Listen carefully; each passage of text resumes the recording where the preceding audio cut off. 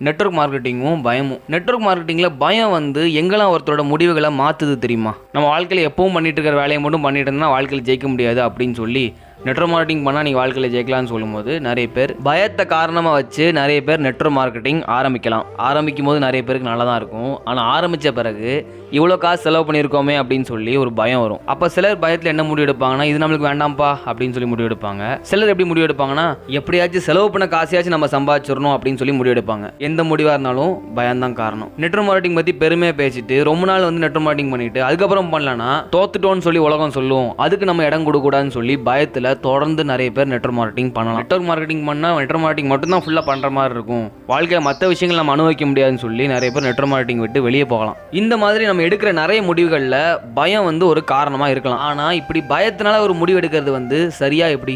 வாழ்க்கைனா பயம் இருக்கணும், சரிதான். ஆனால் எடுக்கிற எல்லா முடிவுலையும் பயம் இருந்துச்சுன்னா அப்போ நம்ம வாழ்க்கையை வாழ்கிறோமா இல்லை எப்படி? பயம் இல்லைன்னு சொல்லி சும்மா வாயில் சொல்கிறது வேற, உண்மையாகவே பயம் இல்லாமல் நம்ம மனசுக்கு பிடிச்சதை என்ன நடந்தாலும் பரவாயில்ல, எனக்கு பிடிச்சிருக்கு நான் பண்ணுறேன் அப்படின்னு சொல்லி பண்ணுறது வேற. இப்போ நீங்கள் சொல்லுங்கள், உங்களோட முடிவுகளை நீங்கள் எப்படி எடுக்கிறீங்க?